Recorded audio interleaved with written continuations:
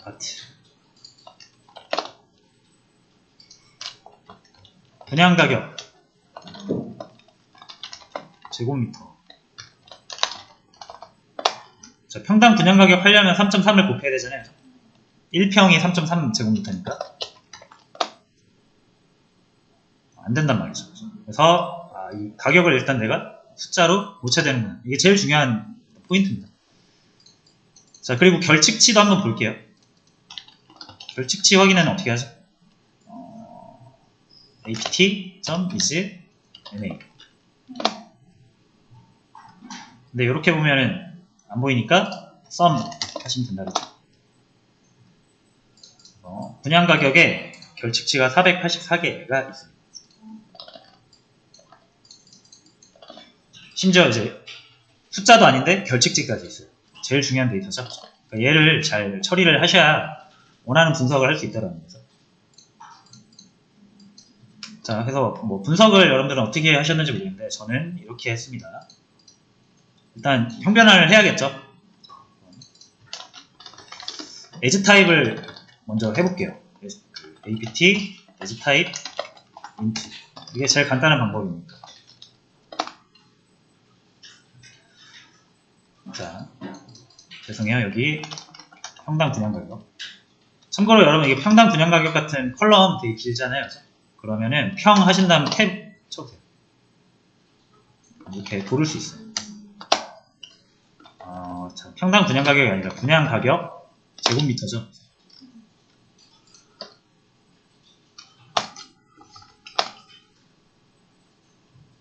그래서 보시면은 안 돼요. 그냥 as 타입 하면 안 돼요. 왜 그러냐면 이렇게 공백이 있다 이거. 이거 문자 데이터인데 이거 공백을 이거를 숫자로 바꿀 수는 없잖아요. 숫자로 바꿀 수 없는 데이터가 포함되어 있기 때문에 안 되는 거였고, 그때 우리가 예전에 형변을 할 때 제가 말씀드렸던 것 중에 하나가 pd.toNumeric이라는 거,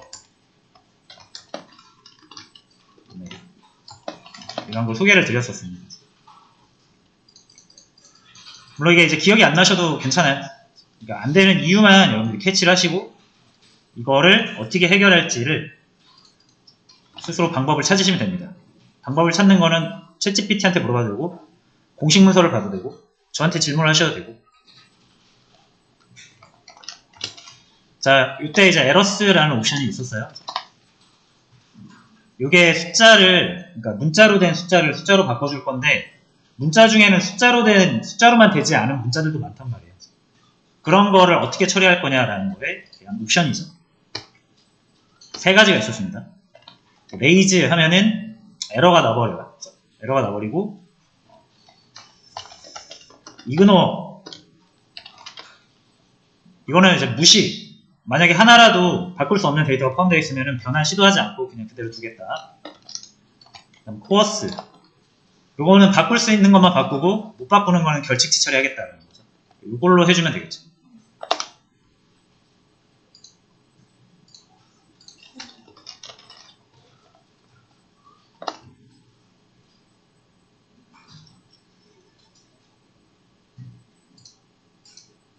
이렇게 해서 apt 분양가격. 자, 제곱미터는 일단 빼겠습니다. 기니까.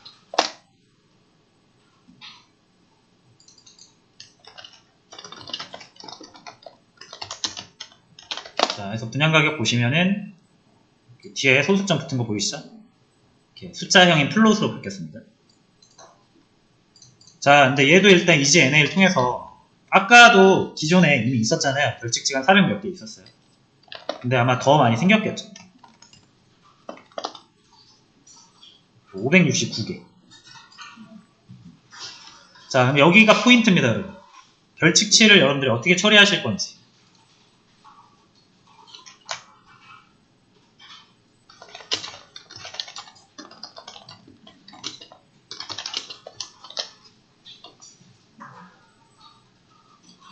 자, 결칙치를 여러분 처리를 하셔야 돼요. 왜냐면 결칙치 처리 안 하고 우리가 그룹핑 할 거잖아요. 뭐 지역별 이런 거 볼 거잖아요. 지역별, 평균, 분양 가격 이런 거 보고 싶을 수 있죠.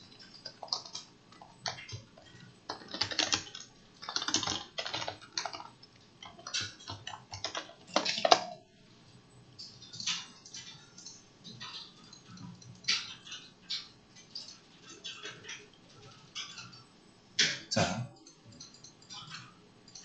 이러면은 기본적으로 결측치가 제거된 형태로 나옵니다. 근데 여러분들이 그냥 이렇게 해서 결측치가 제거됐다라는 거를 알고 쓰시면 상관이 없어요. 근데 기본적으로는 제거하고 반영하지 않고 처리를 하게 되는데, 결측치를 처리할 때 이제 뭐랄까 고려해야 되는 사항이라고 하면은 전체 데이터에서 결측치가 얼만큼의 비중을 차지하는지를 일단 아셔야 돼요. 그래서 전체 개수는 7650개입니다. 이거 사이즈 하면 나오겠죠? 이렇게 하지 말고 쉐이프 해가지고 0번째 거 꺼내면은 행의 개수가 나오잖아요. 이거 기억나시나요? 쉐이프 하면은 모양이 나오죠. 데이터 프레임 같은 경우는 축이 두 개니까 X축, Y축, 행의 개수, 열의 개수예요. 이 중에서 앞에 거, 그리고 파이썬 튜플이잖아요. 이렇게 꺼낼 수 있죠. 이렇게 꺼내시면 돼요. 행의 개수는. 전체 7650개 중에 분양 가격이 결측체 개수는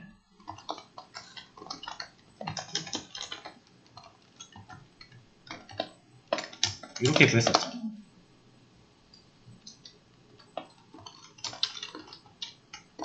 전체 이렇게 나눠보면 0.07 여기다 곱하기 100을 해줘야겠죠? 100분위로 바꾸려면. 그래서 일단 7.4% 정도인데, 이 정도면은 뭐 제거를 해도 크게 문제 없지 않을 것 같아요. 그죠? 그래서 저라면 이렇게 할 겁니다. 결측치가 전체 데이터에서 비중이 낮은 편이라면 제거. 이게 제일 깔끔해요.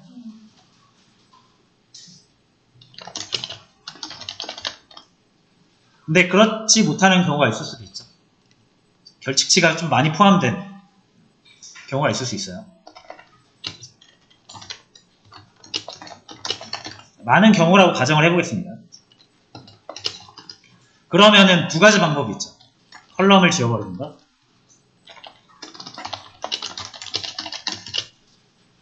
아니면 결측치가 포함된 행만 지우는 거죠.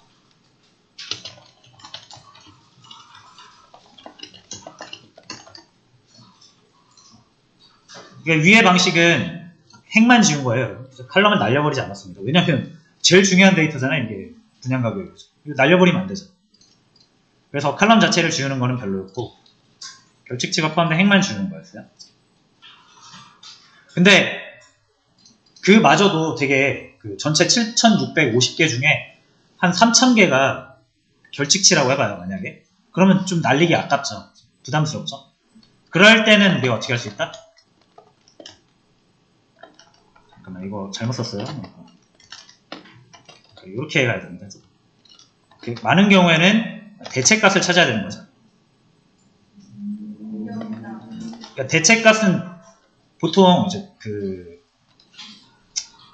여러분들이 지금 결측치가 많은 컬럼 그 데이터를 보고 결정을 하셔야 돼요.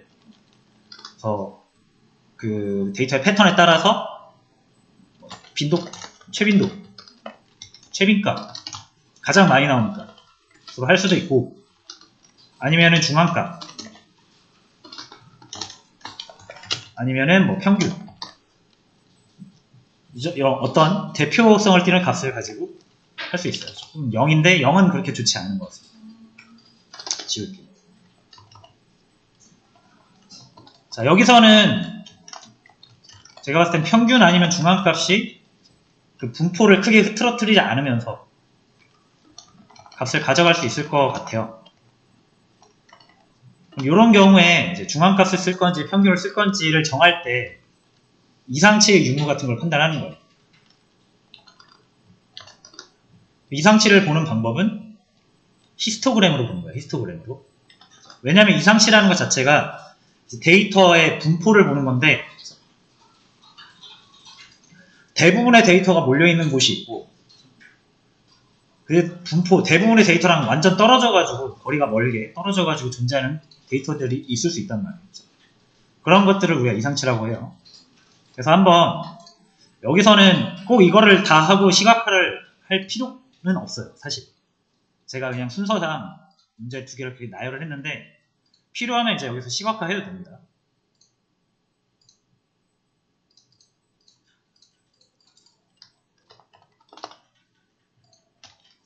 한번 볼게요.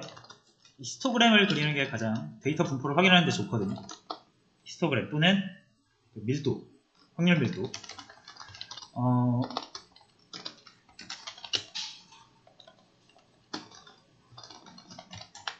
히스트 플롯이죠.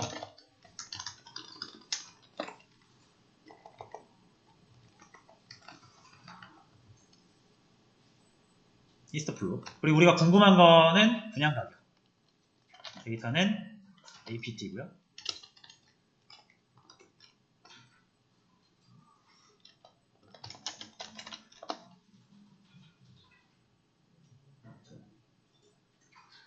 자, 이렇게 나오죠. 보통 이렇게 KD를 같이 그려주는 편입니다.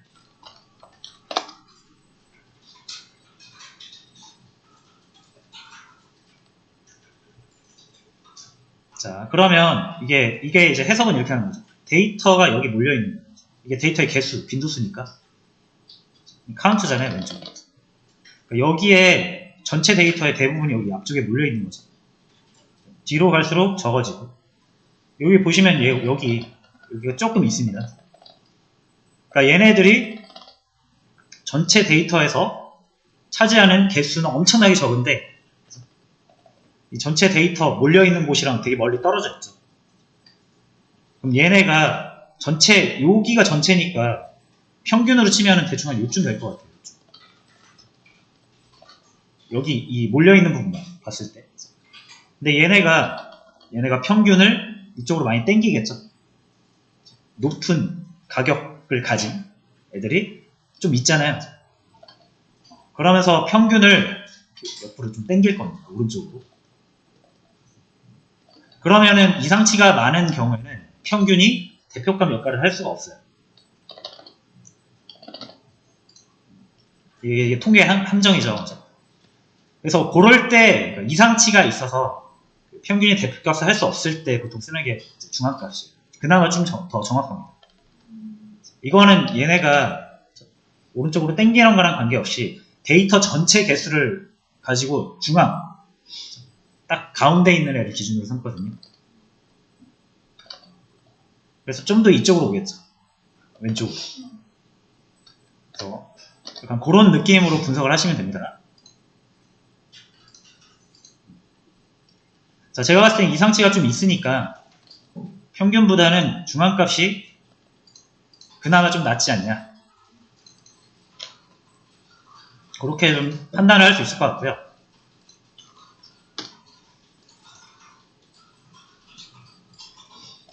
자, 그러면 저는 채우는 경우, 특정 값으로 채우는 경우라고 하면은 분양 가격에 메디안이라고 하시면 이게 중앙값입니다. 평균도 한번 볼게요.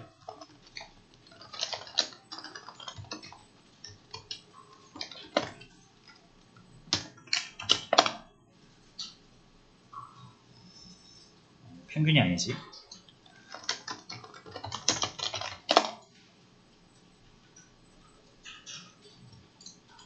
분양 가격이 평균이 지금 중앙값보다 400원 정도, 그러니까 400원이 아니라 이게 공 뒤에 3개 더 붙여야 됩니다. 40만원 정도도 높은 것 같은데.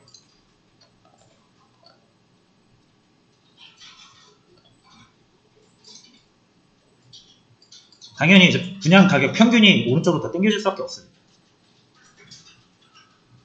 이상치가 있기 때문에. 자, 그래서 저는 요걸 채택하겠다는 뜻이고요. 채우는 방법은 간단하죠. APT 분양 가격 점 필 NA. 그래서 요거 넣어주시면 돼요.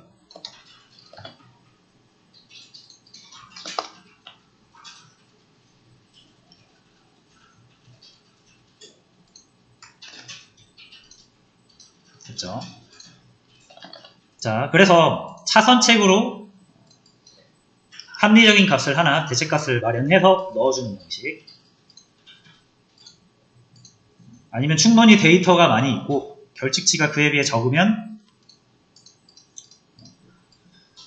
그 결칙치를 제외해도 그 집단이 가지고 있는, 표본 집단이 가지고 있는 특성이 사라지진 않는다는 얘기예요. 그래서 그걸 가지고 여러분들이 판단을 하셔야 됩니다.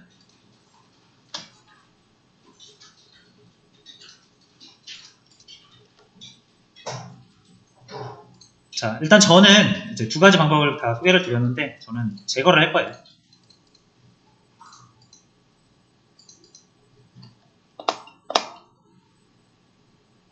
자, 569개 제거를 하겠습니다. 그래서 apt.drop na 이렇게 하시면 돼요.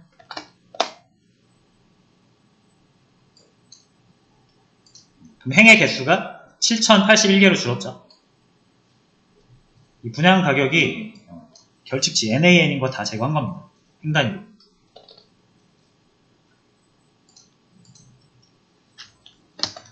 자, 그 다음에 apt2라고 저장할게요.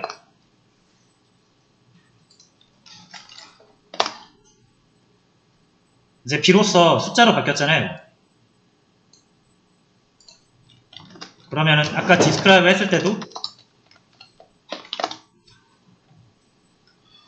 분양 가격이 찍히죠.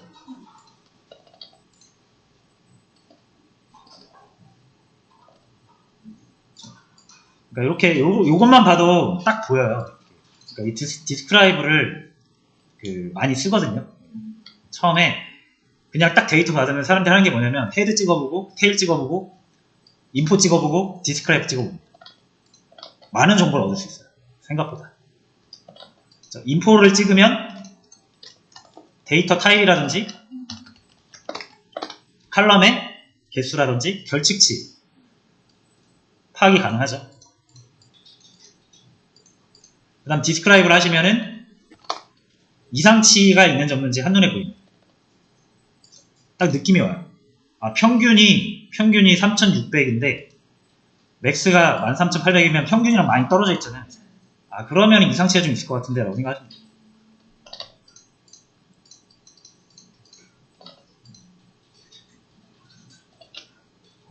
이게 75%라고 하면 데이터 총 개수의 75%거든요. 그러니까 거의 80%에 육박하죠. 전체 데이터의 80%를 가지고 와도 4000대가 가장 높은데, 그럼 나머지 20%, 상위 20%에 이게 몰려있다는 거죠. 데이터의 개수는 적은데 값은 큰 상황인 거죠. 이게 서울 집값이에요. 서울 집값이 전국 집값을, 대한민국의 전국 평균 집값을 올려버리잖아요. 그게 근데 대한민국 집값을 대표하지 않겠죠. 그런 거라고 생각하시면 되고. 자, 어쨌든 디스크라이브를 통해서 생각보다 많은 정보를 얻을 수 있고,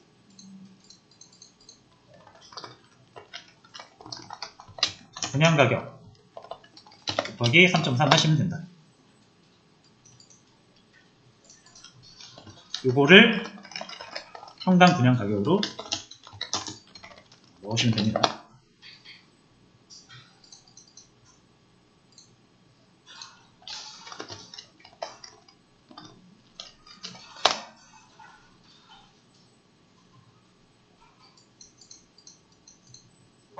자, 됐어요. 요거는 왜 그런지 아시죠? 원본에다 하지 말고 카피 떠서 해라 라는 건데 상관없습니다. 자, 이제 여기까지 구했으니까 나머지는 다 아시는 내용일 거라고 생각하고요. 그거 뭐 그룹핑 하시면 되죠.